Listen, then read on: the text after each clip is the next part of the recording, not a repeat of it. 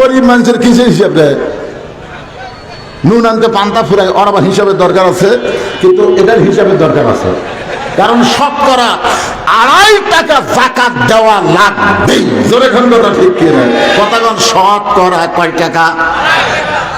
এখন যদি কোনো ধনী মানুষ কয় ভাই রে আমার যে কত টাকা আছে আমি নিজেই জানি না, ওই জাহান্নামী, ওই জাহান্নামী। কেন কত টাকা আমি জানি না, তার মানে তুমি যাকাত দাও না? দে হুজুর, মন যা চাই তাই দেও। মন যা চাই তা যাকাত দিলে হবে না, হিসাব করে পাই টু পাই যাকাত দেওয়া লাগবে। জোরে কোন কথা ঠিক কিনা? শতকরা কয় টাকা? আরো জোরে।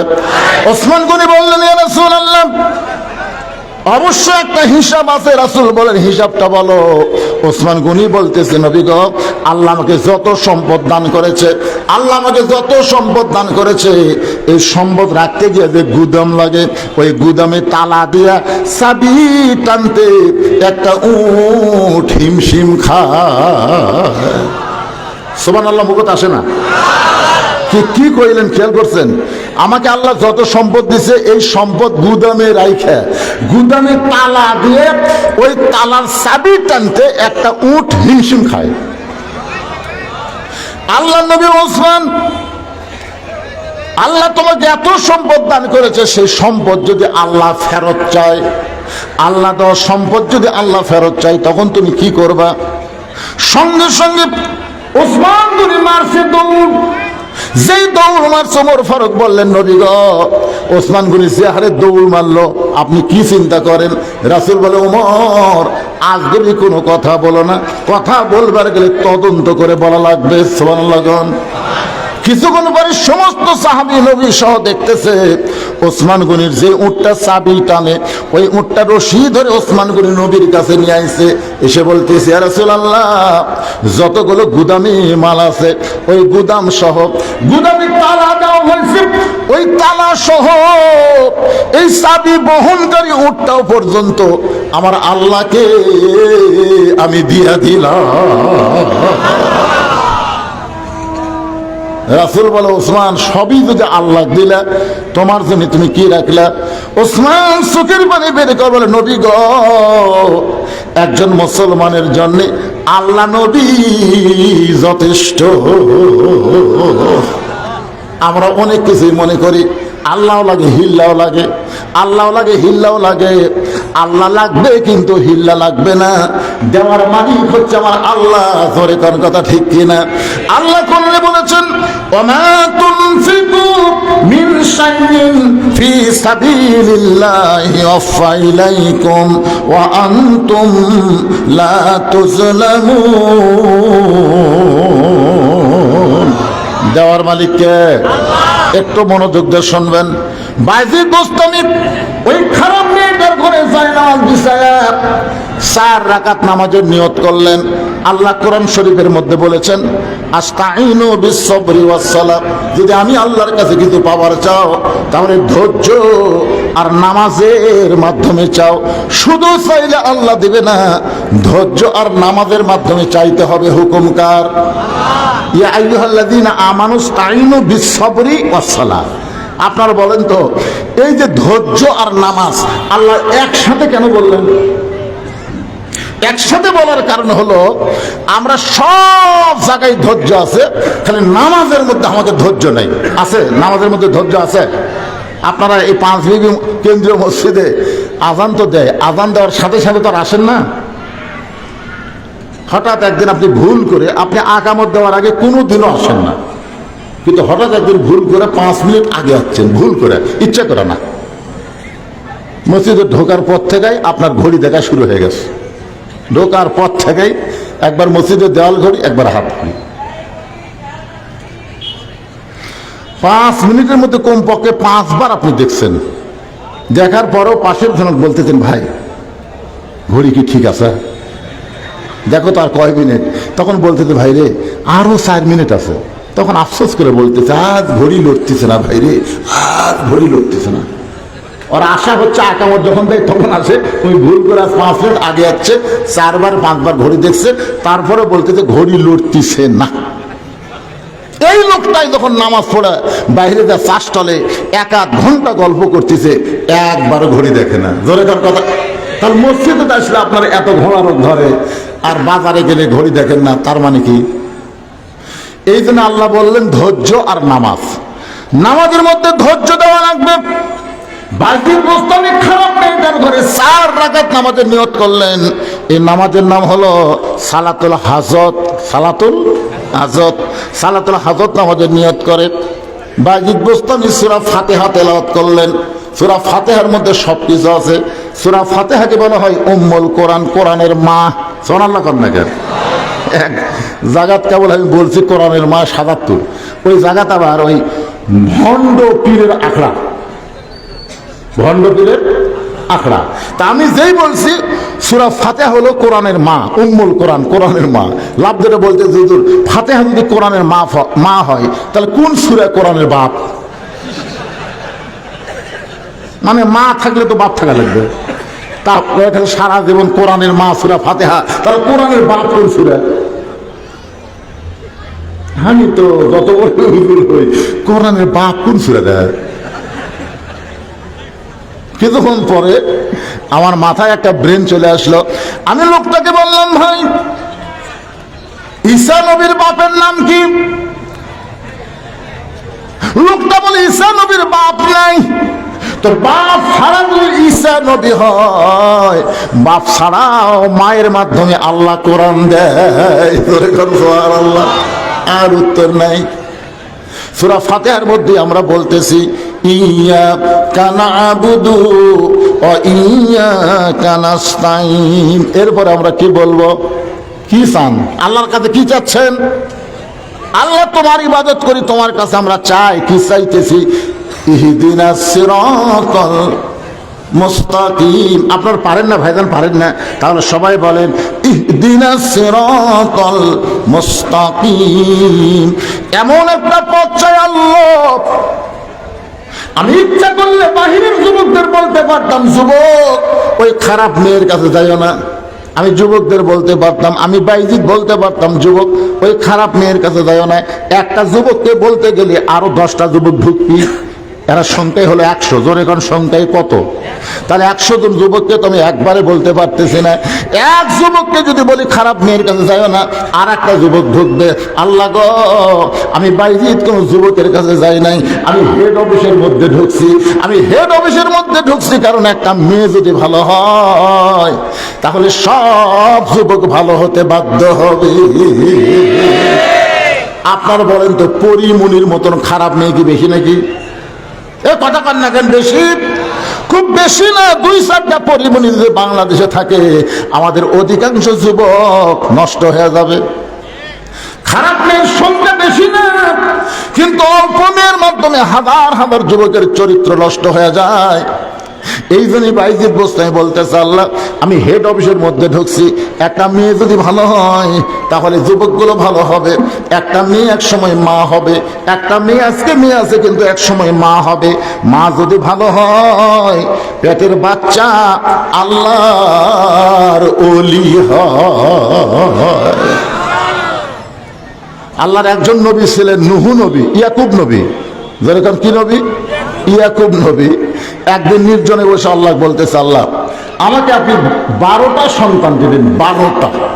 তো 12টা সন্তানের মধ্যে 2টা এত ভালো, আর এই 10টা এত খারাপ কেন হলো? আমি নবী হয়ে জন্ম দিলাম, আমি বাবা আল্লাহর নবী। কার নবী? আমি নবী হয়ে জন্ম দিলাম, 2টা আমার এত ভালো, বুনিয়ামিন ইউসুফ এত ভালো, আর এই বাদ বাকি 10টা খারাপ হলো কেন? আল্লাহ কয়, ইয়াকুব তোমার বউ কয়টা? ইয়াকুব নবী বলতেছে, আল্লাহ বউ 2টা। আল্লাহ বলে, ইয়াকুব রে তোমার যে বউ ভালো, সে বউয়ের পেটের বাচ্চা 2টা ভালো হয়ে গেছে, আর তো তোমার যে বউ খারাপ, সে বউয়ের পেটের 10টা বাচ্চা খারাপ হয়ে গেছে।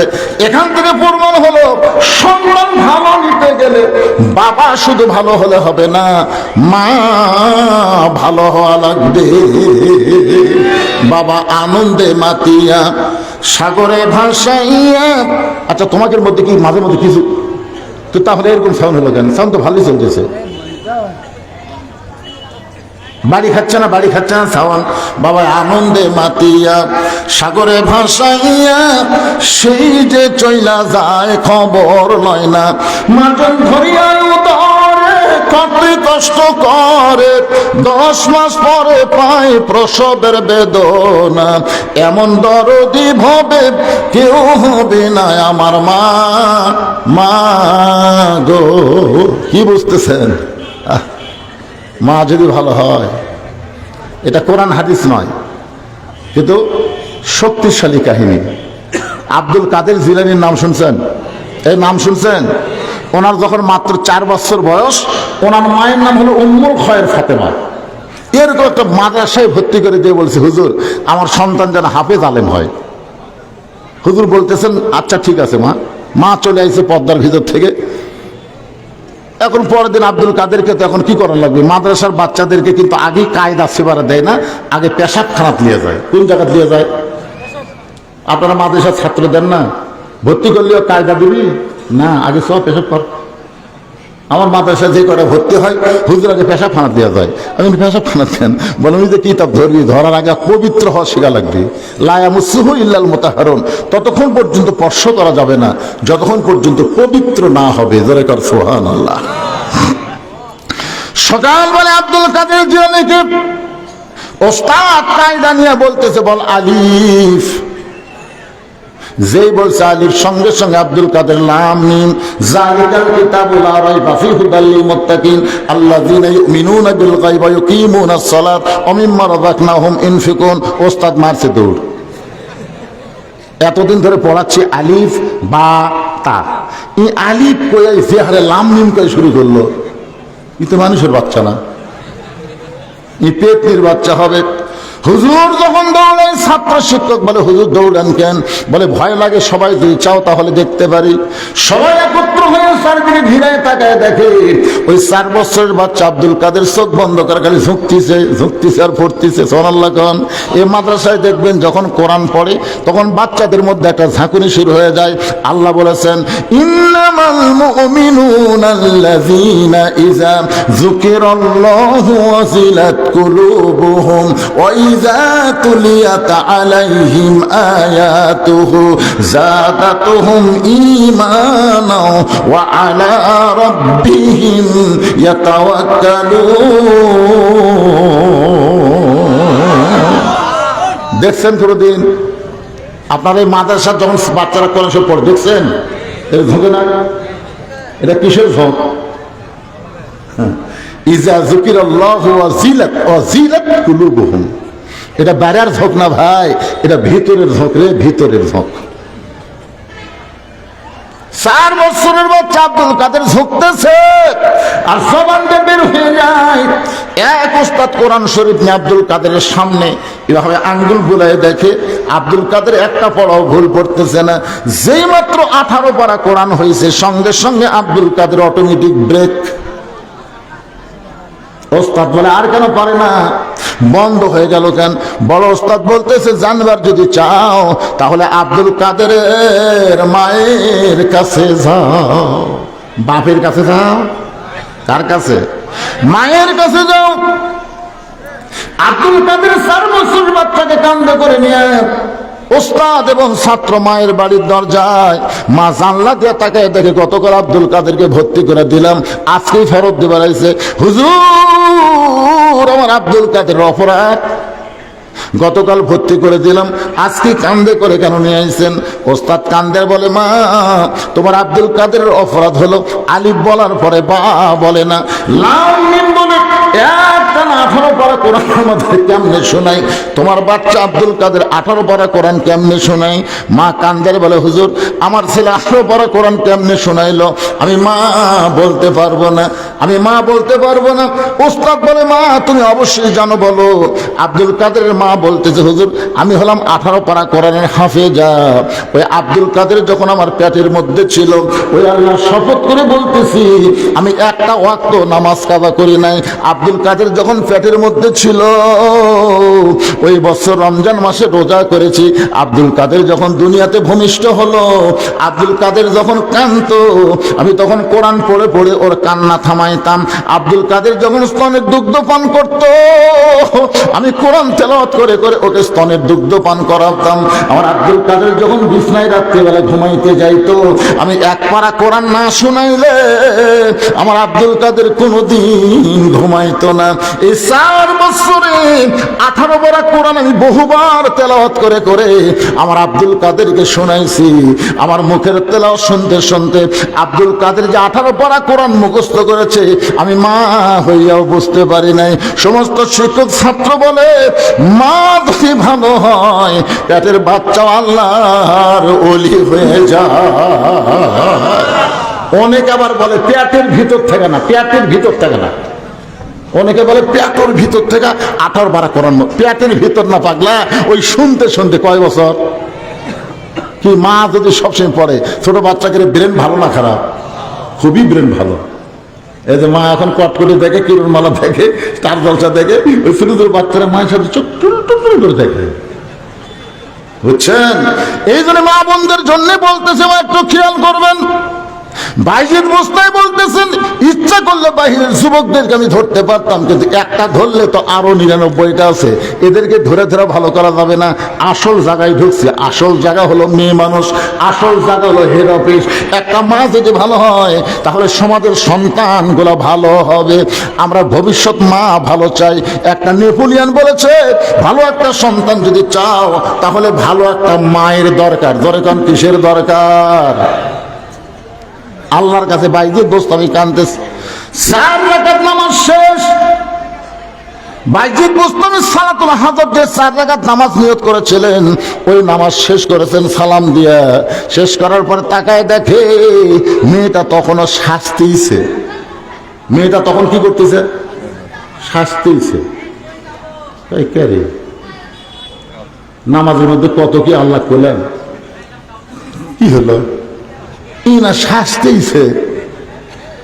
তখন বাইজিদ চিন্তা করলো, নামাজ দে হবি না, নামাজ দে হবি না। আমরা বহু দোয়া করছি, নামাজ পড়ে পড়ে কাম হয়নি।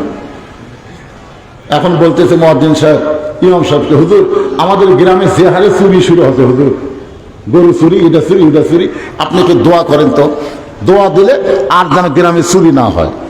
ইমাম সাহেব এসে না পড়ার পরে বলতেছে, একটা মুসল্লি ভাই কেউ যেন বাড়ি যায় না, আজকে দোয়া হবে।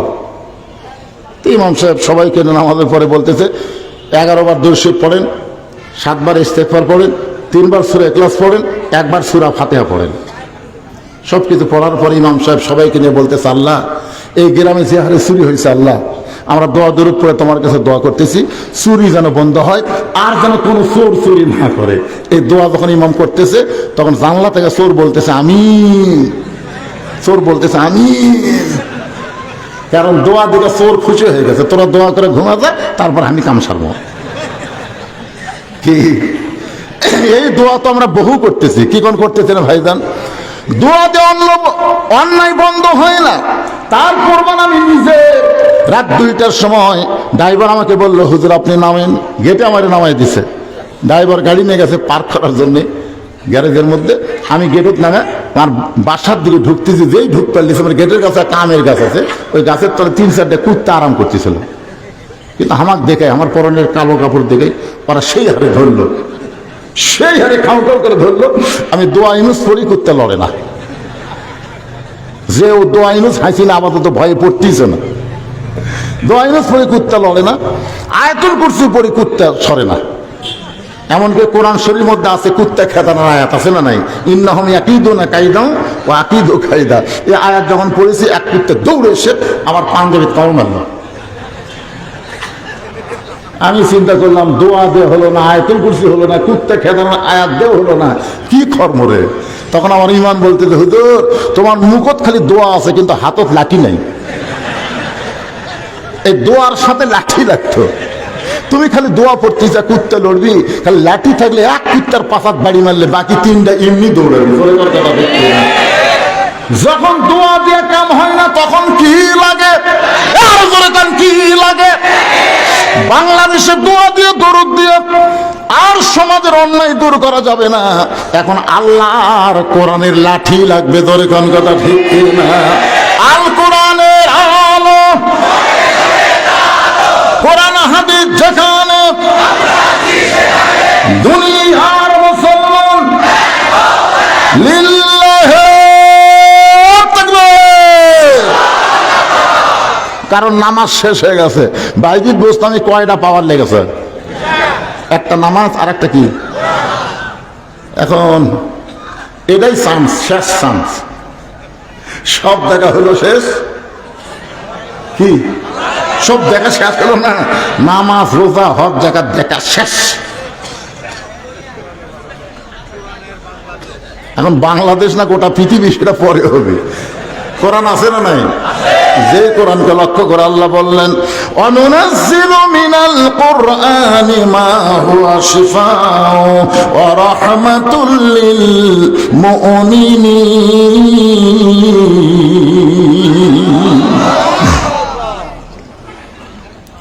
খুব মনোযোগ দিয়ে শুনবেন। এই কোরআনটা কি? যে কোরআন সম্পর্কে আল্লাহ বললেন সব সমস্যার সমাধান দিতে পারে আল কোরআন। অনুনাজ্জিলু মিনাল কুরআনি মা হুয়া শিফাউ ওয়া রাহমাতুল লিল মুমিনিন। মুমিনদের জন্য, যারা আমরা মুমিন, যারা আল্লাহকে বিশ্বাস করি, আমাদের সকলের জন্য এই কোরআনকে আল্লাহ তাআলা রহমত এবং রোগ মুক্তি হিসাবে নাজিল করেছে। কি বলেছেন? রহমাতুল লিল মুমিনিন, আলামিন না, সবার জন্য না, আমাদের জন্য। একটা দৃষ্টান্ত দিই। আচ্ছা, নবী যখন কোরআন তেলাওয়াত করত তখন সবচাইতে ভালো মানের শ্রোতার নাম কি? দেখছেন? আবু বকর। আবু বকর তো সামনে বসে শুনিছে, আর আবু জেহেল পিছনে দাঁড়িয়ে থাকা শুনিছে অন্ধকারত। অন্ধকারে একটা মানুষের যারা দাঁড়িয়ে আছে, আজ ওরা ভালোই কাম করতেছে, লড়তেছে না। কেরে বারে লড়িস না কেরে? যখন আমি ওয়াজ করছি তখন থেকে এই পর্যন্ত প্রায় 9:30 শুরু করছি, এখন 11টা বাজতেছে, এরা 1.5 ঘন্টা হলে দাঁড়িয়ে আছে। মানে আবু জেহেল কম করে পারে? আবু জেহেল কি আলোর মধ্যে খাড়াই আছিল? অন্ধকারের মধ্যে সারা রাত কোরআন তেলাওয়াত শুনছে, সারা রাত। সকালবেলা গিয়ে আবু জেহেল মিটিং এর মধ্যে হঠাৎ মুখ ফসকে বলে ফেলেছে, হঠাৎ বাড়াছে, বলবার চাইনি কিন্তু বাইর হয়ে গেছে। এত সুন্দর কোরআনের বাণী, রাতটা কোন দিক দিয়ে গেল আমি বুঝবারই পারিনি। দেখছেন? পিছন থেকে সুবহানাল্লাহ করার সামনে লোক হয় না। দেখছেন আবু জেহেল কি কোরআনের বিরুদ্ধে করে? আজও বাংলাদেশে কিন্তু অনেকেই কোরআনের বিরুদ্ধে না। আবু জেহেল বলতেছে, এত সুন্দর কোরআনের বাণী, রাতটা কোন দিক দিয়ে গেল আমি বুঝবারই পারিনি। এমন সময় আবু সুফিয়ান বলে, নেতা, যেই কোরআন শুনতে সারা রাত কোন দিক দিয়ে বোঝা যায় না, সেই কোরআন ধরলে অসুবিধা কি? না শুনলেই যদি এত মজা হয়, তাহলে এটা ধরার মধ্যে অসুবিধা কি? আজকে আমাদের বাংলাদেশে আমরা অনেকেই শুধু কোরআন শুনতেছি। আমার আগে এই দ্বিতীয় বক্তার আগে আপনাদের মসজিদের খতিব সাহেব ওয়াজ করলো, খুবই গুরুত্বপূর্ণ ওয়াজ, আমি শুনলাম। প্রতি অক্ষরে 10টা করে নেকি। এমনকি মরে গেল ছেলে মেয়েরা যদি কোরআন পড়ে, বাপ সেই নেকি পায়। অথচ রাসূলের হাদিস হলো যে কোরআন পড়বে আল্লাহ তাকে প্রতি অক্ষরে 10টা করে নেকি দিবে। কথা কয় না? এখন একজন নেতা মরে গেছে, ওই নেতা রুহের মাগফিরাতে আমরা যে কোরআন শরীফ পড়তেছি, 3 খতম কোরআন পড়ার পরে 2 হাত তুলে বলতেছে, আল্লাহ আমরা যে 3টা খতম কোরআন পড়লাম, এর যা সওয়াব হয় সব নেতাকে দিয়ে দাও। নেতা মরে গেছে, নেতা রুহে বক্সায় দাও। তখন ফেরেশতা বলতেছে, আল্লাহ একই সওয়াব কয়বার? তোমার নবী বলেছে প্রতি অক্ষরে 10টা করে নেকি। ওই পড়িছে, নেকি লেখাও শেষ। আলিফ 10 শেষ, লাম 10 লেখা শেষ, মিম ও পড়ার সাথে সাথে নেকি লেখাও শেষ। তা আবার যে চালান করতেছে উমুকক দেখো, এই কথা তো ইসলামে নাই। তখন আল্লাহ বলে, ফেরেশতা তোরা সাক্ষী থাক, কোরআন কোনো মরা মানুষের কিতাব না, কোরআন হলো জীবিত মানুষের হেদায়েত। কোরআন কিন্তু মরা মানুষের জন্য লয় ভাই। আমরা যতই ফতুয়া মারি, ওই সারা জীবন কোরআনের বিরুদ্ধে চারণ করছে, আর মরে গেলে কোরআন পড়া জান্নাতে থুয়ে আসবো, এরকম ইয়ারকি মারার কিতাব কোরআন না। ইয়ারকি চলতেছে, ইয়ারকি। যে বেটা কোরআন পড়ে না, সে কোরআন থেকে একটা উপকার সে পাবে না। কারণ কোরআন এরা পড়া সুন্নত নফল না, কোরআন পড়া হলো ফরজ আইন। ফরজ আইন, নামাজ পড়া যেরকম ফরজ আইন, আল্লাহর কোরআন শিক্ষা করা একই ফরজ আইন। আমি নিজে পড়বো না, মরে গেলে কোরআন পড়ে আমার জান্নাতে থুয়ে আসবি, ইয়ারকি মারার কোরআন। একটু মনোযোগ দিয়ে শোনেন। আবু জেহেল বলতেছে, আবু সুফিয়ান, এই কোরআনকে যদি আমরা ধরি, এই কোরআনকে যদি আমরা গ্রহণ করি, তাহলে আমাদের ভুয়া নেতৃত্ব চলবে না। আমরা জনগণের উপরে যে নেতৃত্ব দিচ্ছি, এই নেতৃত্ব চলবি। ভুয়া নেতৃত্ব বোঝেন না? সারা জীবনেও খোঁজ নাই, ভোটের আগে আসে গরিবের বন্ধু, সমাজসেবক, জনদরদি।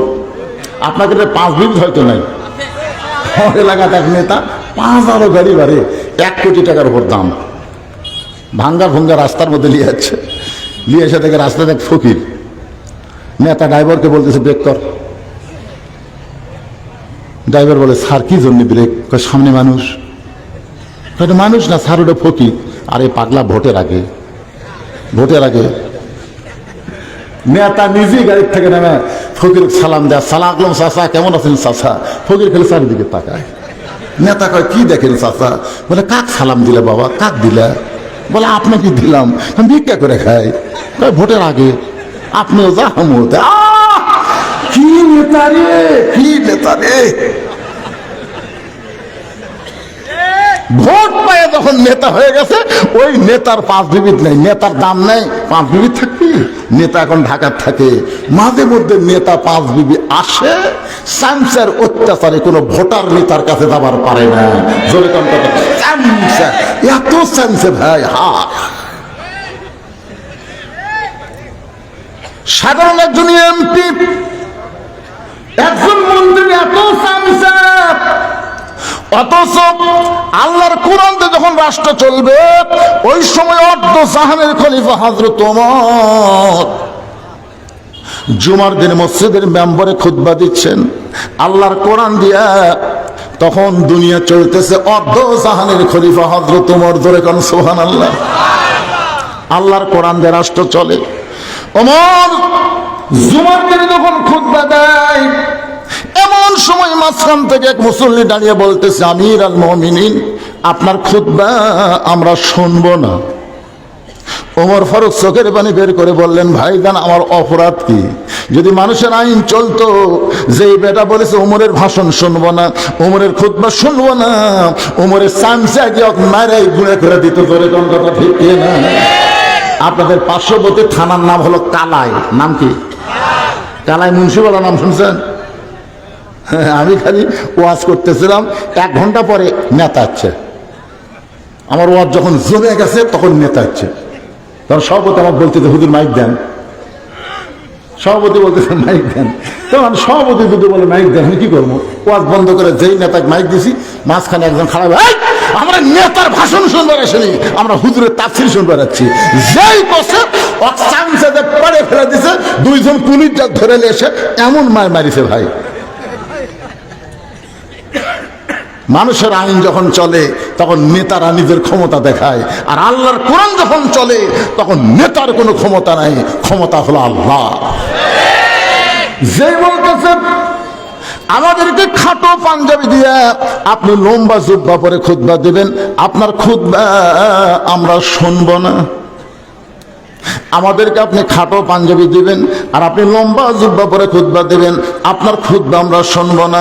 এমন সময় 30 পারা কোরআনের হাফেজ, 6 লক্ষ হাদিসের হাফেজ ওমর ফারুকের সন্তান আব্দুল্লাহ ইবনে ওমর বাবার পাশে উকিলের মতন দাঁড়ায় বলে, রে নবীর সাহাবীরা, তোমরা খাটো পাঞ্জাবি হলেও তো আজকে নতুন কাপড় পরে নামাজ পড়তে আইছো, কিন্তু আমার দিকে তাকায় দেখো, আমার পর নতুন কোনো কাপড় নেই। ওসমান গনি বলে, আব্দুল্লাহ রে, আজকে জুমার দিন নতুন কাপড় না পরে তুমি পুরাতন কাপড় কেন পরলা? আব্দুল্লাহ বলতেছে, আমি যদি আজকে নতুন কাপড় পরতাম তাহলে আমার বাবার জুব্বা লম্বা হতো না। আমি যদি আজকে নতুন কাপড় পরতাম তাহলে আমার বাবার জুব্বা লম্বা হতো না। তোমরা সবাই যখন ঘুমাও আমার বাবা তখন ঘুমায় না। যেদিন থেকে মদিনার খলিফার দায়িত্ব পাইছে, আত্তাকুল্লাহ হাক্কা তুকাতিহি, আল্লাহর ভয় তার কলিজার মধ্যে এমন ভাবে ঢুকেছে, সবাই ঘুম পাড়ে কিন্তু ওমর ফারুক ঘুম পাড়ে না। মানুষের দুঃখ কষ্ট নিজের চোখে দেখে, কে কেমন কোথায় কেমন আছে। ওমর ফারুক গভীর রাত্রে যখন ঘুরতেছে হঠাৎ দেখতে পায় একজন মানুষ তাঁবুর বাইরে গেলে উত্তরে যায়, দক্ষিণে যায়, একবার দক্ষিণ দিকে যায়, একবার উত্তর দিকে যায়। ওমর ফারুক লোকটার কাছে গিয়ে সালাম দিলেন, আসসালামু আলাইকুম ইয়া আব্দুল্লাহ। লোকটা সালামের উত্তর দেয় না। ওমর ফারুক লোকটাকে আবার সালাম দিলেন, আসসালামু আলাইকুম ইয়া আব্দুল্লাহ। লোকটা সালামের উত্তর দেয় না। ওমর ফারুক যখন আবার সালাম দিবার চায়, লোকটা রাগ করে বলে, এই মিয়া, বারবার খালি সালাম দাও, তুমি দেখতেছো না আমি পেরেশানি হয়ে ঘুরতেছি। তোমার ফারুক বলে, ভাই এই জমিতে সালাম দিচ্ছে, একটু স্থির হও। তাই পাগল, তুমি তো জানো না আমি কি বিপদে পড়ছি। তারপর মধ্যে আমার বইয়ের বাচ্চা হবে, প্রসব ব্যথায় কান দিচ্ছে। আমি মরদ মানুষ কিছু করবার পারি না, উত্তর দিকে ঘুরি, দক্ষিণ দিকে ঘুরি, আর খালি সালাম মেরা। আমার বাড়ি হলো অমুক দেশে, আমি আমার বউকে নিয়ে গভীর রাত্রে যাচ্ছি, কেন উমর তখন আল্লাহর কোরআন দিয়ে রাষ্ট্র চালায়, তখন দিনের বেলাও যা, রাত্রির বেলাও তাই। জোরে কন্যা সুবহানাল্লাহ। আল্লাহর কোরআন দিয়ে যখন রাষ্ট্র চলবে তখন দিন রাত মানুষ সমান তালে ঘুরবে, মানুষের অন্তরে আল্লাহ ছাড়া অন্য কারো ভয় থাকবে। আর আপনাকে 5 মিনিট থেকে ওয়াজ করে হিজ নিয়ে যায়, তেল তেলা রাস্তা। হুজুর রাস্তা খুবই তেল তেলা, হুজুর রাস্তা তো তেলতেলা, মরে মরে যে ডাকাত। সেদিন ষোড়শী নির্জন পথে যাবে, কোনো জন কটু কথা কবে না। পথে আর প্রান্তরে সম্পদের মোহে পড়ে খুন আর হাজানি হবে না। সবাই বলেন, যদি মেনে চলি কোরআন আর রাসূলের বিধান, সকলেই শান্তিতে থাকবে। বাংলার আকাশে কলেমার পতাকা যেদিন দুলবে। ওমর ফারুক বললেন, ভাইজান তুমি একটু ধৈর্য ধরো, আমার একটা ভালো ধাত্রীর খবর আছে। আমার কাছে একটা ভালো ধাত্রীর খবর আছে। ভালো ধাত্রী বোঝেন না, যাই বাচ্চা ধরে, তোমার কোনো টেনশন নেই, একটু ধৈর্য ধরো। এই বলে হযরত ওমর এক দৌড়ে বাড়িতে আসলেন। বাড়ির দরজায় সালাম দেন, আব্দুল্লাহর মা। ওমর ফারুকের ছেলের নাম কি? আব্দুল্লাহর মা। সঙ্গে সঙ্গে দরজা খুলে গেল। ওমর ফারুক চমকে বলে, আব্দুল্লাহর মা তুমি আবার দরজার সঙ্গে সঙ্গে খুলে দিলে কেন? বিবি কান্দার বলে, স্বামী গো, আপনি যেদিন থেকে রাত্রিবেলা মানুষের দুঃখ কষ্ট দেখার জন্য ঘুরে বেড়ান, আমি সেদিন থেকে ঘুমাই না, সব সময় দরজায় দাঁড়িয়ে আমার স্বামীর জন্য দোয়া করি। আপনি ঘুরবেন মানুষের দুঃখ কষ্ট দেখার জন্য, আর আমি আরাম করব, সেই বউ আমি না। নেতাও ভালো, বউ ভালো। ওমর ফারুক বলে, আব্দুল্লাহর মা জান্নাতে যাবা? তো বউ বলতেছে, জান্নাত কোথায়? চলো এই জিনিসগুলো নিয়ে চলো, মানে একটা বাচ্চা ধরার জন্য যা যা লাগবে এইগুলো নাও, জান্নাতে চলো। এখন স্বামীর কথা মতো স্বামীও পাগলা, বউ পাগলি, পাগলা পাগলি। ধরে কোন পাগলা, অর্ধ জাহানের খলিফা পাগলা। বউরে নিয়ে তাঁবুর অপর পৃষ্ঠাতে ঢুকে দিস, আর বলতেছে ধৈর্য ধরো, ধৈর্য ধরো, আল্লাহ তাআলা অবশ্যই সুখবর দেবেন। কিছুক্ষণ পর ওমর ফারুকের বিবি তাঁবুর ভিতর থেকে বলতেছে, ইয়া আমিরুল মুমিনিন, আপনার বন্ধুকে খবর দেন, তার বিবি সুসন্তান জন্ম দিয়েছে, মা এবং সন্তান ভালো আছে। আপনারা তো সুবহানাল্লাহ করেন, কিন্তু ওই যেই বেটা 3 বার সালাম দিছে, সালাম তো নেইনি, গরম যখন শুনছে ইয়া আমিরুল মুমিনিন, কাঁপতে কাঁপতে পড়ে গেছে। কি? ওমর ফারুক বলে, ভাই কোনো টেনশন নাই, এই দায়িত্ব আমার। কে কোথায় কেমন ভাবে থাকে। আব্দুল্লাহ বলতেছে গভীর রাত্রে আমার বাবা আমার ঘরের দরজায় এসে বলতেছে, আব্দুল্লাহ রে, ও আব্দুল্লাহ। আমি সঙ্গে সঙ্গে দরজা খুলে দেখি বাবার হাতে একটা পাঞ্জাবি। আমি আব্দুল্লাহ চমকে গিয়ে বললাম, বাবা আপনি কি জানেন না বাইতুল মাল থেকে আমার একটা পাঞ্জাবি দিছে বাবা, আবার গভীর রাত্রে আপনি আর একটা দিয়ে বেড়াইছেন। ওমর ফারুক আল্লাহর কোরআন তেলাওয়াত করলেন, ইন্নাল্লাহা ইয়ামুরুকুম আন তুআদ্দুল আমানাতি ইলা আহলিহা ওয়া ইযা হাকামতুম বাইনান নাস আন তাহকুমু বিল আদল। আল্লাহু আকবার। আব্দুল্লাহ রে, বাইতুল মাল থেকে তোর একটা পাঞ্জাবি দিছে, আমি আর একটা পাঞ্জাবি দিয়ে বেড়াইছি, এই কথা তুই কেমনে মনে করলি? আব্দুল্লাহ রে, আমি যে পাঞ্জাবি নিয়ে তোর সামনে জানাইছি বাজান, এইটা বাইতুল মাল থেকে আমার ভাগে পড়েছে। এখন বল, এই খাটো পাঞ্জাবি পরে কি খুতবা দেওয়া যায়? মুসল্লি খাটো পাঞ্জাবি পরলে কোনো সমস্যা নাই, কিন্তু ইমামের দিকে সবাই তাকায়। আপনারা বলেন ইমামের দিকে তাকায় না? একজন আমাকে ফতোয়া চাচ্ছে, হুজুর ইমামের দাড়ি যদি এক মুষ্টির নিচে হয় তার পাশে কি নামাজ হবে? আমি একটু বিরক্ত হয়ে বললাম, কে রে ভাই, ইমামের দাড়ি এক মুষ্টির নিচে তুমি কেমনে মাপলে? তুমি কি দাড়ি ধরে মাপছা? না হুজুর, দূরে থেকে দেখে আন্দাজ করছি। বলবে না না, বেশি রাত হওয়া হবে না, আপনি টেনশন করেন, শেষই করে দেবেন। চলবি তো, এখনো শেষ, এখনো শেষ। বাইরের বস্তানে কোরআন শরীফে কুটি পড়ে আছে। আপনারা কি পচিতার ঘরত কোরআন থবেন? জায়গা মতো কোরআন নিয়ে যাওয়া লাগবে। তোর কোন কথা ঠিক কিনা? ওয়াজ বুঝতে পারতেছেন না কি? আরে বাবা, একটু মনোযোগ দিয়ে শোনেন, আমি যেটা বলতেছি একটু খেয়াল করেন। তো এখন ইমামের দাড়ি তুমি মাপলা কেমনে? হুজুর ইমাম যখন খুতবা দিচ্ছিল তখন আমি দূর থেকে মুঠ ধরছি আর চোখ বন্ধ করে আন্দাজ করছি, মনে হচ্ছে মুঠের চাইতে কম হবে। আমি তখন বললাম, কে ভাই তোমার দাড়ির খবর কি? আমার নাই, তাহলে হুজুর থাকা লাগবে না। যেই দেশে ইমামের দাড়ি মানুষ মুঠ দিয়ে মাপে, আর সেই দেশে যদি দাড়ি মোছ কিছুই না থাকে তাকে জাতীয় ইমাম বলা যাবে?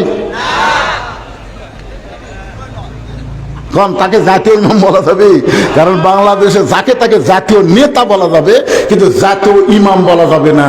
ইমামতি করবার গেলে কিছু জিনিস মানুষ দেখে। কথা কর না ভাই, কথা কর না কেন? দেখে, ফাজলামো করার একটা সীমা থাকে। যাকে তাকে জাতীয় নেতা বলতে পারেন, কিন্তু জাতীয় ইমাম বলা যাবে না। ইমামের দিকে মানুষের গুরুত্ব আছে না নাই? ওমর ফারুক বললেন, আব্দুল্লাহ তোর পাঞ্জাবিটা আমাকে দান করে দে বাবা, তোর টামারটা মিলে আমি একটু লম্বা জুব্বা বানাবার চাই। আব্দুল্লাহ গভীর রাত্রে তার কাপড়ের অংশ বাবাকে দান করে দিলে। বাবা আব্দুল্লাহর কাপড় তার কাপড় একত্র করে সারা রাত ধরে বাবা লম্বা জুব্বা বানায়া, সেই জুব্বা বানায়া আমার বাবা খুতবা দেয়। এখন বলো বাবার খুতবা শোনা যায় কিনা যায়? সমস্ত সাহাবীরা চিল্লায় বলে, আল্লাহর কোরআন দিয়ে যখন রাষ্ট্র চলবে, মুসলমান এমন ভালো মানুষকে নেতা হিসাবে দেখতে পাবে। আপনার বলেন তো, যে বেটার কাপড় নিয়ে পরের জুব্বা বানায় তার কোনো চামচা আছে? চামচা। এখন চেয়ারম্যান সাহেব বালতি দিয়ে চাউল মারতেছে, বালতি দিয়ে। প্রত্যেকটা কার্ডে লেখা আছে 10 কেজি। ধরে কারণ কয় কেজি? এখন চৌকিদারের কাছে বালতিতে একটা লাল দাগ দিছে, এই পর্যন্ত চাউল দেবে। বালতিকে চাউল পরিবারের চাউল দিয়ে একজনের সন্দেহ আছে, কে লেখা আছে 10 কেজি, কোনো কিছুই নাই, দাঁড়ি পড়লেও নাই, কিছুই নাই। ওই মাপিছে, মাপা দেখে 8 সের, 10 কেজির জায়গা 8 সের। মনে করছে একটু লোকমা দেই, তো একটু লোকমা দেয়, লোকমা বোঝেন না। চেয়ারম্যান সাহেব বলে, চেয়ারম্যান সাহেব লেখা আছে 10 কেজি, দিলেন যে 8 সের। চেয়ারম্যান সেই বলতে নাম কাট, জোরহাত করে বলতেছে, না স্যার যা আছে তাই নাম কাটেন না। চেয়ারম্যানকে পাগলা, তোর 2 কেজি নাম আনলে আমি সামসা পালমো কি দিয়ে রে। আজকে যেই নেতার পিছনে যত চামচে ঘুরবি বুঝবেন সেই নেতা জনগণের মাল তত মারবি। জোরে বল কথা ঠিক না? হাসবি আল্লাহ নিমাল ওয়াকিল অনিমাল মাওলা অনিমান নাসির। বাইজিদ বোস্তামি দেখলেন জায়নামাজ দিয়া যখন হলো না, তাই বলে কিন্তু কাজ বন্ধ করে দেওয়া যাবে না। বাইজিদ বোস্তামি ওই জায়নামাজের উপরে বসে আল্লাহর কোরআন তেলাওয়াত শুরু করলেন। ওয়াইজা তুলিয়াত আলাইহিম আয়াতুহু যাদাতুহুম ঈমানা ওয়া আলা রাব্বিহিম ইয়াতাওয়াক্কালুন।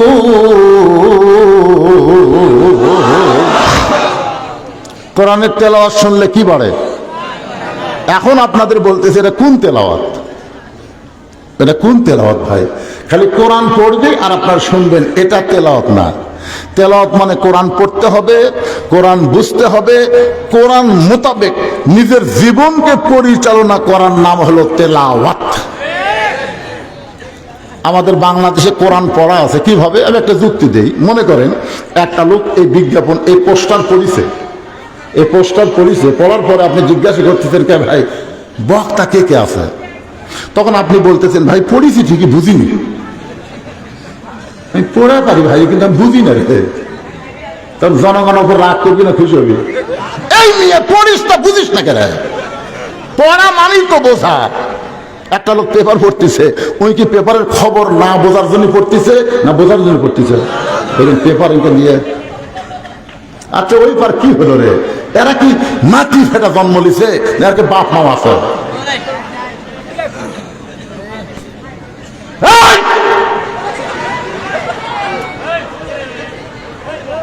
আশ্চর্য কথা, খালি হইচই করতেছে, খালি হইচই করতেছে। কি একটা ওয়াজ হচ্ছে, মা ভালো তো সন্তান ভালো। জোরে করে কথা ঠিক না? পেটত বাচ্চা নিয়ে মা গোটা 5 বিবি ঘুরিছে, ওই আর এক জায়গায় বসে থাকা পারে? ওই পেটের মধ্যে থেকে আর ঘোর নিবারণ শুরু আছে। বাচ্চা পেটত নিয়ে যেই মা ঝগড়া করবে, ওই বাচ্চা দুনিয়াতে এসে কণ্ঠস্বর উঁচু হবে। জানেন আপনি? পেটের বাচ্চা নিয়ে যে মা মিথ্যা কথা কয়, ওর পেটের বাচ্চা মিথ্যাবাদী হবে। পেটের বাচ্চা নিয়ে মা নামাজ পড়ে না, ওই বেটা জীবনেও নামাজি হবে না। বলেছেন পেটে বাচ্চা আসার সঙ্গে সঙ্গে আল্লাহ তার মাসিক ব্যারাম বন্ধ করে দেয়। মাসিক ব্যারাম বন্ধ করার অর্থই হলো বাচ্চা থাকার কারণে মার ইবাদতের যেন কোনো কমতি না হয়। প্রতি মাসে 3 দিন 5 দিন 7 দিন একটা অসুখ আছে না নাই? কিন্তু যেই পেটে বাচ্চা আসে অসুখ আর থাকে না। কি জন্য থাকে না জানেন? যে অসুখ থাকলে তো ইবাদত করে পারবি না, অসুখ আল্লাহ বন্ধ করে দেয়। পেটে বাচ্চা নিয়ে আমার নামাজ পড়তেছে, রুকুত যখন থেকে শেষ দাঁত গেছে, পেটের মধ্যে 5 মাসের বাচ্চাকে চাপা আছে, এরকম রুকুত থেকে শেষ দাঁত গেলে পেটে থেকে চাপা লাগে না? ফেরেশতা বলতেছে আল্লাহ দেখো তোমার বান্দি সেজদা করবে যে পেটের বাচ্চা চাপা খায়। আল্লাহ বলে সাক্ষী থাক, যেই মা পেটে বাচ্চা নিয়ে নামাজ পড়তেছে, এ মা শুধু নিজে নামাজ পড়তেছে না, পেটের বাচ্চাকে নামাজি বানায়া দিচ্ছে। কি এরা যখন মায়ের পেটে ছিল মাও কি করছে আমরা বুঝতে পারতেছি না? কোরআনের মাহফিল হয়, বক্তা ওয়াজ করে, আর তোরা চিল্লাচিল্লি করিস, তার মানে বুঝেছি ভালো মায়ের সন্তান। আর শব্দ আছে? যদি খারাপের হতো তাহলে তর্ক করতো। আল্লাহ এই সোনার যুবকদেরকে তুমি হেদায়েত দাও। ধরে কেন আমি এই পুনরায় আলোচনা শুরু করার আগে আমি আর একটা কথা বলি।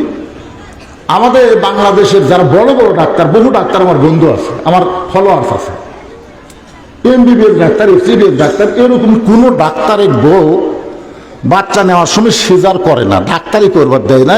কারণ সিজার করলে মায়ের ক্ষতি, বাচ্চার ক্ষতি। এই জন্য ডাক্তারের বইয়ের সিজার লাগে না। ধরে কারণ কি লাগে না?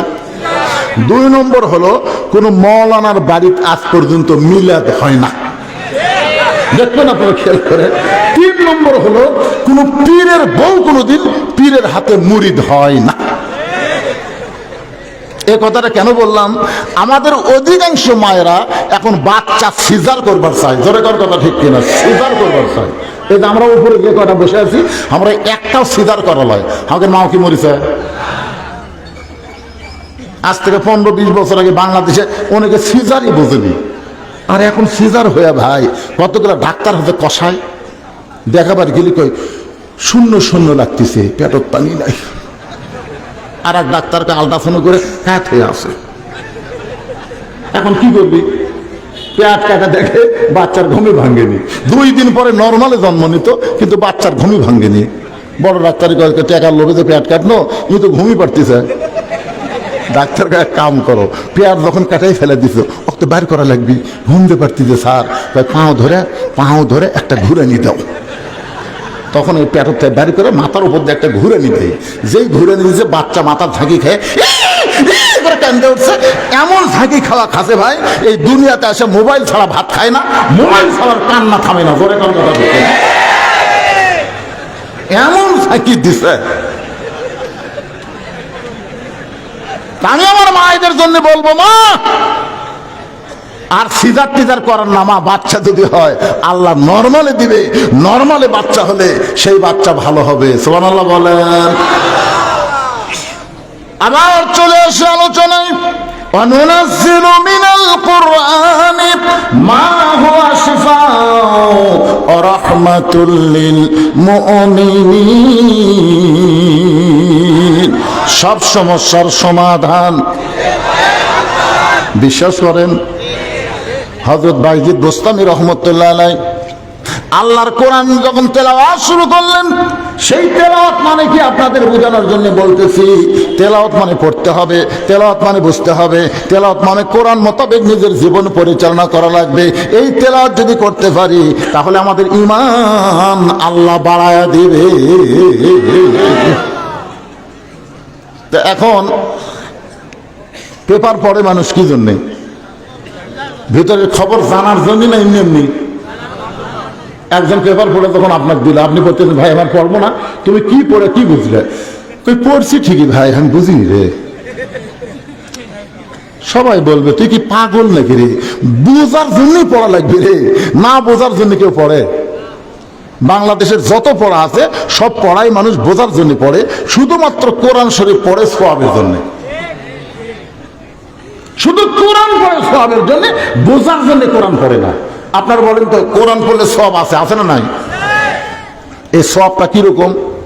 আপনাদের 5 বিবিতে এক ব্যক্তি 2 মণ আলু নিয়ে যাচ্ছে। কয় মণ? এক খরিদ্দার বলতেছে ভাই কতটুকু আছে? বলে 2 মণ। আমারও 2 মণ লাগবে। আলুওয়ালা বলতেছে মাশাআল্লাহ, 5-7 10 করে বেচা লাগলো না, তাহলে লাও ভাই। খরিদ্দার বলতেছে মাফ করে দেন, লেপে দেন। আলুওয়ালা বলতেছে আমার বাড়ির আলু কম হবে না। খরিদ্দার বলতেছে না না ভাই মাফে দেন। বাড়ি আলু বলতেছে কম হবে না। আরে মাফে দিতে আপনার ক্ষতি হচ্ছে, তো মাফে দেখে 2 মণ 2 সের। খরিদ্দার বলতেছে আপনি করলেন 2 মণ, হলো তো 2 সের বেশি। আলুওয়ালা বলতেছে এই 2 সের তোমাকে ফাও দিলাম, এর দাম দেওয়া লাগবে না। তখন একটা ছোট ব্যাগ আছিল, এই ব্যাগত 2 সের নিয়ে বলতেছে আজকের দিন আমার 2 সের হলেই চলবি, 2 মণ নেব না। এখন আপনারা বলেন ওই 2 সের নিয়ে যদি যাবার চাই 2 মণ আলু দিবি? তেরে পাগলা, তুই 2 মণ নিলে তো 2 সের, তুই 2 মণই নিবি না, 2 সের নিয়ে দৌড় দেশ। তার মানে কোরআনের প্রতি অক্ষরে 10 টাকা করে নেকি, এটা হলো 2 সের। আর কোরআন মোতাবেক চলা, এটা হলো 2 মণ। কোরআন মোতাবেক চলবেন না, খালি 2 সের ফাও খাবেন। ওই ফাও খাওয়ার দিন শেষ। আগামীতে আমরা দেখব কোরআনের বাংলাদেশ। জোরে বলেন কথা ঠিক না? ফাও খাওয়া দিন শেষ। এই ফাও খাওয়া বাদ দেন তো, কিসের ফাও?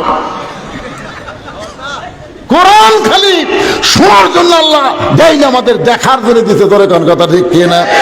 বাইজিদ বোস্তামি আল্লাহর কোরআন যখন তেলাওয়াত করতেছে, এমন সময় মেয়েটা ওই কোরআন তেলাওয়াত শুনে শুনে এক সময় মেয়েটা মাথায় ঘোমটা দিয়া এতক্ষণ কি করতেছিল? সাজতেছিল। এবার কোরআনের তেলাওয়াত শুনে মাথার দিয়েছে ঘোমটা। আচ্ছা, মেয়ে মানুষ যখন মাথার ঘোমটা দেয় আপনারা কি বুঝতেছেন? আমাকে একজন বলতেছে হুজুর মেয়ে মানুষেরা মাথার চুল বেচা খায়, যাই আছে? আচ্ছা, আপনাদের 5 বিবির মেয়েরা কি মাথার চুল বেচা?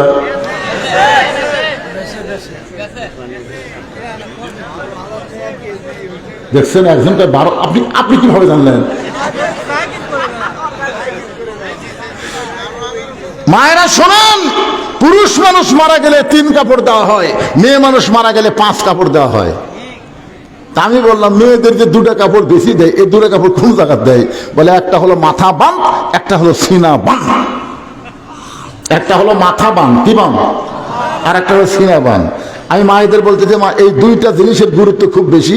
মাথার উপর কাপড় দিয়ে থাকা লাগবে, মাথার চুল পর পুরুষ দেখান যাবি না। তো চুলই যদি দেখান না যায় তো বেচা যাবি। তখন চুল কিনবার আসা ওই একদিকে 1 টাকা কাঁচা 1 টাকা দেয়, আর একদিকে চুল দেয়। কাঁচা 1 টাকার সমান চুল দিলে 150 টাকা দিবি। তখন টাকা ভাবি, ওই ফেরওয়ালা আবার ভাবি বানাছে, ভাবি খালি সামান্য একটু লাগবে ভাবি। তখন বলতে যে ভাই একটু ধৈর্য ধরেন, আমি আনতেছি। বাড়িতে একটা মুড়াজ চিরুনি নেই, মুড়া চিরুনি, মানে মাথা দিয়ে ক্যার ক্যার করে চুল ছেড়ে। স্বামী কিনা দেয় প্যারাশুট, স্বামী কিনা দেয় লক্ষ্মী বিলাস, আর ওই সামান্য চুল দেওয়ার জন্য। দেখেন তো ভাই, ফেরওয়ালা লাড়িয়া ছেড়ে দিচ্ছে। ঠিক আছে ভাবি, আজ একটু কম আছে, আগামীতে যেন বেশি হয়। আপনি বলেন যেই চুল দেখাই যায় নাই, সেই চুল যদি লাড়িয়া ছেড়ে কিনে, কি হলো রে? আপনারা বলেন সেই চুল যদি লাড়িয়া ছেড়ে কিনে, ওই মেয়ের মাথায় কাপড় বাঁধতে কোনো লাভ আছে? যেই মেয়েরা সিনাবান, বুকের উপরে অন্য রাখে না, ইচ্ছা মতো চলে। আমার মায়েদের জন্য বলতেছি, মা আপনি অবশ্যই একদিন ভালো হবেন, কিন্তু সেই দিন তো ভালো হয়ে কাম হবে না। ভালো যে হবে না তা কিন্তু না, অবশ্যই হবে। সাবানা নায়িকা ছিল, এখন বোরকা ছাড়া ঘরে না। সাবানাও হজ করছে, কখন বোরকা গাওয়াত দিছে, যখন বুড়ারাও সাবানার দিকে তাকায় না। সাবানা কিছুদিন আগে দেখলাম সেই বোরকা, কে রে বুড়ি? বুড়ি মানুষ বোরকা পরে কোনো লাভ হবে না। বোরকা পড়তে হবে যখন সবাই দেখে, তখন বোরকা পড়া লাগবে। আমি আমার মায়েদের জন্য বলতেছি, মা 50 বছর আমের গাছের গোড়াত কেউ বেড়া দেয় না। যদি কেউ বেড়া দেয়, জিজ্ঞাসা করে বেড়া কেন দিচ্ছেন ভাই? বলে গরু ছাগল যদি খায়। আরে পাগল, গরু ছাগল 50 গাছের দিকে তাকাবেই না। যদি বেড়া দেবার চাও, ওই লকা পাতা বাড়াছে ছোট গাছ বেড়া দাও। আমি বলবো যুবতী, তোমরা বোরকা পরো, বুড়ির বোরকা লাগবে না, কারণ বুড়ির দিকে একটা বুড়া তাকায় না। আমার মায়েরা শোনেন, মরার পরে 5 কাপড় দিয়ে কি হবে? আমাদের বগুড়া কাহলুতে কোনো মেয়ে মানুষ যখন মারা যায়, মরার পরে তাকে 5টা কাপড় দেয়। শুধু 5টা কাপড় দেয় না, খাটনি পর্যন্ত চাদর দিয়ে ঢাকে। খাটনি কি দিয়ে ঢাকছে? ফেরেশতারা বলতেছে, আল্লাহ এই মেয়ে মানুষ যখন জেতায় ছিল, গোটা 5 বিবি ঘুরিছে, আল্লাহ গোটা 5 বিবি ঘুরিছে। আর মরার পরে 5 কাপড় দিয়ে সে লাশ আবার খাটনি দিয়ে ঢাকলো, কারণ কি? আল্লাহ বলতেছে ওই দেশের নাম বাংলাদেশ রে, ওই দেশে বাঁচতে মানে না রে, মরার পরে পর্দা মানে রে। মরার পরে পর্দা করে লাভ হবে? এই জন্য আল্লাহ বলেছেন, ওয়াকারনা ফি বুয়ুতিকুন্না ওয়ালা তাবাররুজনা তাবাররুজাল জাহিলিয়াতিল উলা। গভীর রাতে ফাতেমাকে কবর দিয়া হযরত আলী আল্লাহর কাছে বলতেছে, আল্লাহ আমার পর্দানিশী বউর আমি কবর দিলাম, তোমার কাছে ফরিয়াদ করি আল্লাহ ফাতেমার পর্দাকে তুমি কবুল করে নাও। এই দোয়া করার পর হযরত আলী তাকিয়ে থাকে, সামনে কয়েকটা পুরাতন কবর দেখা যায়। এই মাত্র ফাতেমাকে কবর দিয়ে সেই নতুন কবর নাই, গোটা জান্নাতুল বাকি দৌড়ায় বলে ফাতেমার কবর, ফাতেমার কবর। কে যেন বলে, আলী রে ফাতেমা পর্দানিশী, আমি আল্লাহ জোহরা ডিগ্রি দিয়া ফাতেমার কবরটাকেও কিয়ামত পর্যন্ত পর্দা করে দিয়েছি। মাথায় ঘোমটা দিয়ে বাইজির দোস্তামের পিছনে বসে গেছে, আর সামনে নেই, পিছনে। কিছুক্ষণ পর বাইজির দোস্তামি বললেন, মা তোমার খবর কি? এতক্ষণ তুমি সাজুগুজু করলে, এখন আল্লাহর কোরআনের তেলাওয়াত শুনতে গিয়ে তুমি মাথায় কাপড় দিয়া কেন আমার পিছনে বসলে? মেয়েটা বলতেছে, আল্লাহর ওলি আপনি অবশ্যই একজন ভালো মানুষ। আপনি যদি ভালো মানুষ না হতেন, তাহলে একটা পতিতার ঘরে আপনি কেন নামাজ পড়লেন? আপনি অবশ্যই একজন ভালো মানুষ। এই খারাপ মেয়ের ঘরে আপনি আল্লাহর কোরআন তেলাওয়াত করলেন, আপনার নামাজ দেখেও আমি খুশি, আপনার কোরআন তেলাওয়াত শুনে আমার চোখের মধ্যে পানি। কিন্তু আপনি তো জানেন না, আমার নানি ছিল পতিতা, আমার মাও ছিল পতিতা, আমি পতিতার ঘরের একটা পতিতা। এই পতিতাকে কি আল্লাহ মাফ করবে? বাইজিদ বোস্তামি বললেন, মা, আল্লাহ পাপকে ঘৃণা করে কিন্তু পাপীকে ঘৃণা করে না। তুমি যদি তওবা করে ভালো হয়ে যাও, আল্লাহ তোমার জীবনের সব পাপ মাফ করে দিবে। বাইজিদ বোস্তামি মেয়েটাকে তওবা পড়ালেন, কলমা পড়ালেন। মেয়েটা ভালো হয়ে ব্যাকডোর দিয়ে বের হয়ে গেলেন। দুইটা দরজা আছে, একটা হলো ঢোকার দরজা, একটা বের হওয়ার দরজা। মেয়েটা যখন বের হয়ে গেল, এমন সময় যুবকগুলো কিছু মুরব্বী নিয়ে বাইজিদ বোস্তামিকে ধরার জন্য দরজার ডাঙায় গেছে। বাইজিদ আল্লাহর ওলি হইয়া পতিতার ঘরে 24 ঘন্টার বুকিং লিসিস, বের হ, আজকে খারাপ মেয়ের সাথে তোর বিয়ে পড়াতে মরে। আজকে দাড়ি কানে জুতা গলা দিয়ে আমার এলাকার ঘুরামো। দরজা ধাক্কা মারছে, দরজা খুলে গেছে, ঘরের ভিতর থেকে মিশকাম্বরের সুগন্ধ আসতেছে। দেখে যায় নামাজ বিছানো, কোরআন শরীফ। সমস্ত লোক বলে, হুজুর কি দেখতেছি? তাহলে খারাপ মেয়ে কোথায়? বাইজিদ বোস্তামি বললেন, হেদায়েতের মালা গলায় দিয়ে চলে গেছে। ومن أحسن قولا ممن دعا إلى الله وعمل صالحا وقال إنني من المسلمين। আল্লাহ আমাদের সবাইকে আলোচনা মোতাবেক বক্তা শ্রোতাকে কবুল করুক, সকলে বলে আমিন। বিশাল মাহফিল, হাজার হাজার আল্লাহর বান্দারা, আমরা সবাইকে নিয়ে দোয়া করব, 5 বিবির উপর আল্লাহ যেন রহমত বরকতের দরজা খুলে দেয়। জোরে কান আমিন। ইস্তিগফার পড়েন, আস্তাগফিরুল্লাহ রাব্বি মিন কুল্লি জামবিন ওয়া তুবু ইলাইহি লা হাওলা ওয়ালা কুওয়াতা ইল্লা বিল্লাহিল আলিয়্যিল আযীম। আল্লাহুম্মা সাল্লি আলা মুহাম্মাদ। আপনি কি বলবেন কিছু? আল্লাহুম্মা আমিন। আয় আল্লাহ তাআলা, দেখতে দেখতে রাত 11:30 বাজে গেছে। অনেক দীর্ঘ সময় পর্যন্ত তোমার বান্দারা বান্দিরা আরামের বাড়ি ঘুমকে বাদ দিয়া কোরআন হাদিসের মহব্বত কলিজার মধ্যে নিয়ে এই জান্নাতের বাগানে বসে বসে কোরআন হাদিস আলোচনা শোনার শেষে আমি গুনাহগারের সঙ্গে রহমতের দরজায় ফকির হয়ে দোকানা হাত তুলেছে। মেহেরবানি করে আজকের মাহফিল আমাদের সকলের হেদায়েতের জন্য, নাজাতের জন্য, জান্নাতের জন্য কবুল করে না। এই মাহফিলের শুরু থেকে শেষ পর্যন্ত যত আলোচনা হয়েছে আল্লাহ, এর মধ্যে যদি ত্রুটি হয়, ভুল হয়, মাফ করে দাও। এর যা হাদিয়া মঞ্জুর করো। সোনার মদিনায় আরওয়াফ নবীর রওজা মুবারকে কবুল করে নাও। তামাম আম্বিয়া কিরাম, আসহাবে কিরাম, তাবিঈন কিরাম, তাবিঈন কিরাম, তামাম পৃথিবীর মাটির নিচে যত মুমিন মুমিনা শুয়ে আছে আল্লাহ, সকলের আরওয়াফ আর হাদিয়া কবুল করো। আল্লাহ, যারা কষ্ট করে মেহনত করে এত টাকা পয়সা খরচ করে তোমার মসজিদকে কেন্দ্র করে আজকে 5 বিবির বুকে ঐতিহাসিক মাহফিল যারা করলো, এই মাহফিলকে ওসিলা করে তাদের সকলকেই আল্লাহ তুমি কবুল করো। আল্লাহ, 100 বছরের পূর্বের মসজিদ, ঐতিহ্যবাহী মসজিদকে তুমি কিয়ামত পর্যন্ত কবুল করো। এই মসজিদ কমিটির সম্মানিত সভাপতি, মসজিদ কমিটির সহসভাপতি, মসজিদ কমিটির সেক্রেটারি, মসজিদ কমিটির সহ সেক্রেটারি, মসজিদ কমিটির ক্যাশিয়ার, মসজিদ কমিটির সদস্য যারা, ইমাম, মুয়াজ্জিন, খতিব, মুসল্লি, সকলকে আল্লাহ তুমি কবুল করো।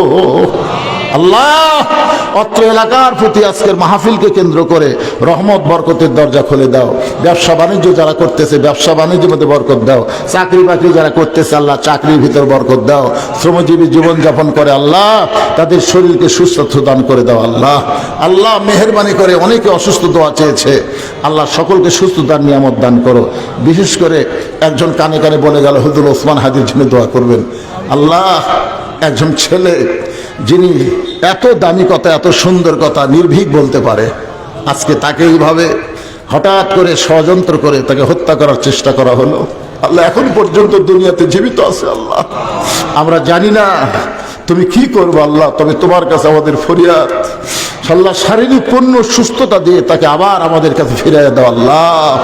আল্লাহ, বহু নেতা বাংলাদেশে আমরা পাবো, কিন্তু হাদির মতন একটা সন্তান আমাদের পাওয়া বড় কঠিন হয়ে যাবে আল্লাহ। হাদির মতো একটা সন্তান আমাদের পাওয়া বড় কঠিন আল্লাহ। 100 বছরে একটা করে হাদি জন্ম নেয় আল্লাহ। হাদিকে আমরা ফিরে পেতে চাই আল্লাহ, তোমার দরবারে আমরা দোয়া করি ওসমান হাদিকে পূর্ণ সুস্থতা দান করে আবার আমাদের বাংলাদেশের জমিনে ফিরিয়ে দাও আল্লাহ। আল্লাহ, আমি গুনাহগার বলে দোয়া কবুল করো, ফিরিয়ে দিও না। এতগুলো মানুষের মধ্যে যার 2 কানা পছন্দ হয় সেই 2 হাতকে ওসিলা করে আজকের মাহফিলকে কবুল করো। আজকের মাহফিলের সম্মানিত সভাপতি সাহেবকে আল্লাহ তুমি কবুল করো আল্লাহ। আজকের মাহফিলের সহসভাপতি, আজকের মাহফিলের সুদূজন, বিশেষ করে আমার জামিলকে আল্লাহ তুমি কবুল করো। অত্যন্ত মহব্বত করে মসজিদের পেশোয়া, মসজিদের খতিব আল্লাহ সকলকেই তুমি কবুল করে নাও আল্লাহ। আমার সম্মানিত মা বোনদের জন্য আমরা দোয়া করব, আবিদা সালিহা পর্দানিশি কবুল করে মা ফাতেমার চরিত্র যেন আল্লাহ দান করে দেয় আল্লাহ। আমি অসুস্থ, আমার মতো যারা অসুস্থ আছে আল্লাহ সবাইকে সুস্থতার নিয়ামত দান করে দাও। একটা মিনিট বাবেন, একটু চিন্তা করে দেখেন কত মানুষের জানাজার নামাজ আমরা পড়েছি। এই 2 হাত দিয়ে কত কবরে আমরা মাটি দিয়েছি। একদিন আমরা সবাই মরে যাব। যেদিন আমাদের মৃত্যু হবে দিনটা যেন জুমার দিন হয়, মাসটা যেন রমজান মাস হয়। ইমানের সাথে, ইজ্জতের সাথে এই দুনিয়া থেকে বিদায় নেওয়ার সময় আমাদের জবানে জারি করে দিও লা ইলাহা ইল্লাল্লাহু মুহাম্মাদুর রাসূলুল্লাহ সাল্লাল্লাহু আলাইহি সাল্লাম। আসসালামু আলাইকুম ওয়া রাহমাতুল্লাহি ওয়া বারাকাতুহু।